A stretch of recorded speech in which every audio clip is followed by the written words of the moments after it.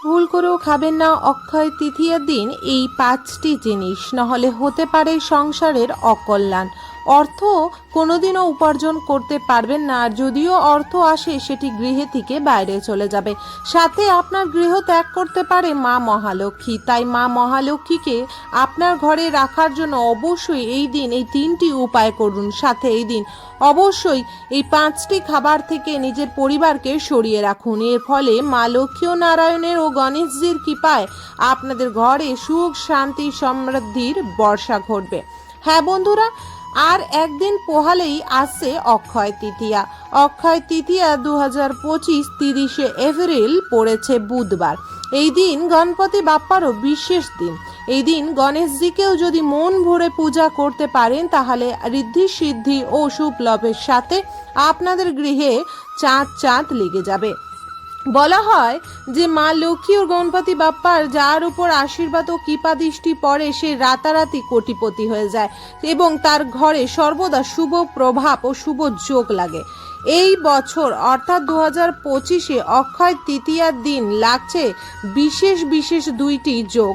এই যোগের মধ্যে একটি নারায়ণ সিদ্ধি যোগ আর একটি হলো বিশেষ শুভ অর্থধন যোগ, যা আপনার জীবনে ধন দৌলত সুখ শান্তি সমৃদ্ধির বর্ষা আনতে পারে। সাথে সন্তানদের শুভ কামনা করার জন্য এই দিনটি শুভ। এবং যেসব বাচ্চাদের পড়াশোনায় মন লাগছে না, এই দিন করুন এই 2টি ক্রিয়া। এর ফলে বাচ্চাদের পড়াশোনায় খুব ভালোভাবে মন লাগবে এবং তারা সর্বদা কালো নজরের হাত থেকে সুস্থ ও সবল থাকবে। বন্ধুরা, আপনার ঘরে অক্ষয় তৃতীয়ার দিন সকাল সকাল ঘুম থেকে উঠে সুন্দরভাবে একদমই পরিষ্কার করে নিন। চেষ্টা করুন অক্ষয় তৃতীয়ার দিন একটি বিশেষ যোগ কাজ করার, যেটি সদর দরজার মধ্যে করতে হবে। এই দিন আপনাকে একদম ভোরে ভোরে ঘুম থেকে উঠতে হবে। বলা হয়েছে অক্ষয় তৃতীয়াটি একটি অতি পবিত্র দিন। এই দিন যদি আপনারা কোনো কাজ করেন সেটি অক্ষয় হয়ে থাকে।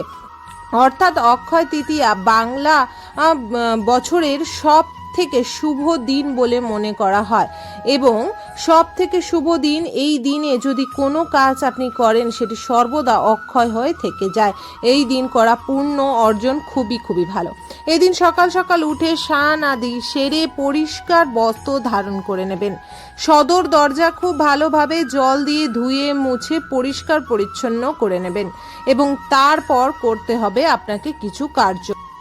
বন্ধুরা, অক্ষয় তৃতীয়া দিনে অবশ্যই অবশ্যই আপনাকে চেষ্টা করতে হবে লাল হলুদ সবুজ গোলাপি রঙের বস্ত্র ধারণ করা।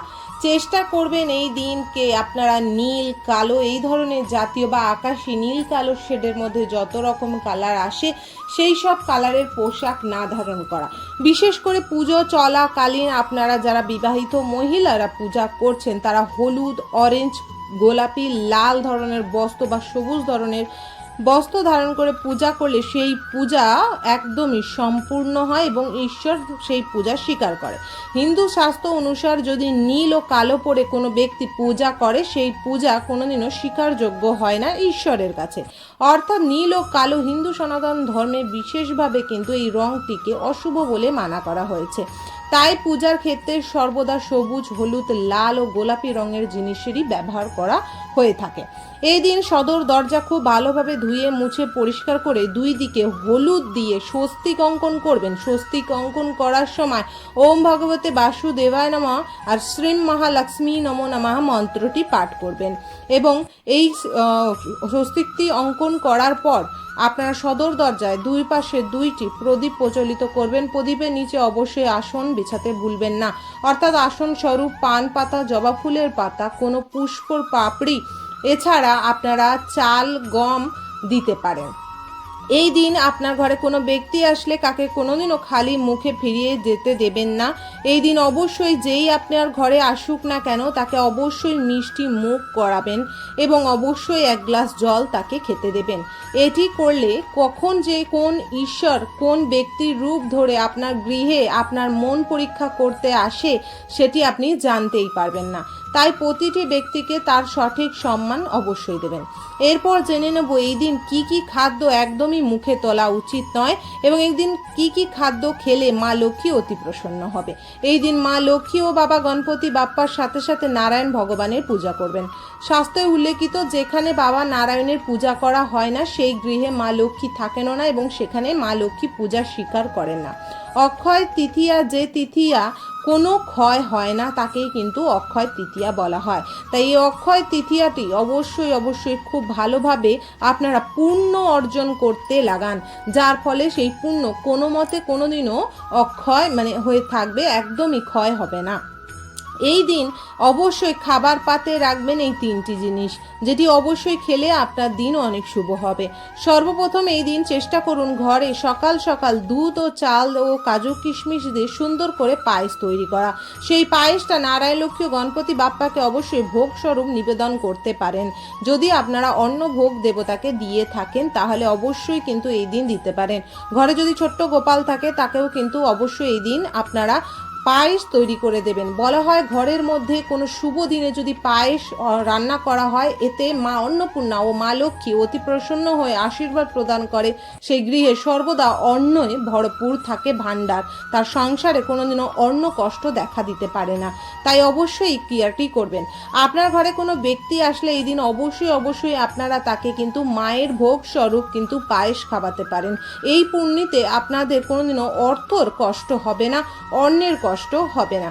বলা হয়েছে এই দিন অবশ্যই অক্ষয় তৃতীয়ার দিন যদি তুলসী গাছে আপনারা অবশ্যই জল স্বরূপের সঙ্গে আপনারা যদি 7 বার কাঁচা দুধ অর্পণ করতে পারেন, এতে আপনাদের জীবনে সর্বদা বাবা নারায়ণ ও মা তুলসীর আশীর্বাদে ঘরে সুখ শান্তি সমৃদ্ধির বর্ষা হবে। এরপর জেনে নেব কি কি খাদ্য ভুলেও খাবেন না। সর্বপ্রথম বন্ধুরা এই দিন একদমই ভুল করে ঘরে আমিষ জাতীয় খাদ্য না রাঁধবেন না খাবেন। ভুল করেও আমিষ জাতীয় খাদ্য এই দিন খাবেন না, নাহলে হতে পারে ঘরে নেগেটিভিটির প্রভাব বেশি। এর ফলে কিন্তু ঘরের মধ্যে কালো জাদু বা টোটকা উপায় বা আপনার পরিবারের উপর কারোর কোনো কারণে যতই ডাক্তার দেখাচ্ছেন সে সুস্থ হচ্ছে না, তার মানে তার উপর কোনো তন্ত্র বাধা ক্রিয়া বা বশীকরণ করা হয়ে রয়েছে, যার ফলে তার শরীর যতই ডাক্তার দেখান না কেন সে সুস্থ হতে পারছে না। তাকে এই দিন অবশ্যই তার হাত দিয়ে স্নান করার পর কিছু অন্ন দান করুন এবং তার মাথা দিয়ে যদি তার মাথার উপর থেকে কিছু অন্ন 7 বার ঘুরিয়ে কাউকে দান করে দিতে পারেন বা অর্থ দান করে দিতে পারেন, সেই ব্যক্তি সুস্থ হয়ে যায়। সাথে এই দিন নারায়ণ লক্ষ্মী ও গণেশের পূজা করবেন। এই দিন ভুলেও নেশা জাতীয় দ্রব্য ঘরে একদমই আনবেন না। এই দিন ভুল করেও মাছ মাংস ডিম জাতীয় আমিষ খাদ্য একদমই ছোবেনও না, রাঁধবেনও না। এই দিন ঘরের মধ্যে কোনো শাক সবজিতে পেঁয়াজ ও রসুনকে অ্যাভয়েড করে চলুন। এই দিন পেঁয়াজ রসুন ছাড়াও কিছু এমন সবজি আছে যা নিরামিষ হলেও এই দিন খাওয়া উচিত না। সর্বপ্রথম এই দিন ভুল করেও বেগুন পোড়া বা টমেটো পোড়া বা লঙ্কা কোনো জাতীয় জিনিস পুড়িয়ে খাবেন না। এই দিন যদি পুড়িয়ে খান তাহলে এতে আপনার ভাগ্য পুড়বে, কপাল পুড়বে, এতে আপনার শুভ ফল কিন্তু খণ্ডিত হবে। তাই এই দিন পুড়িয়ে কোনো খাদ্য খাবেন না।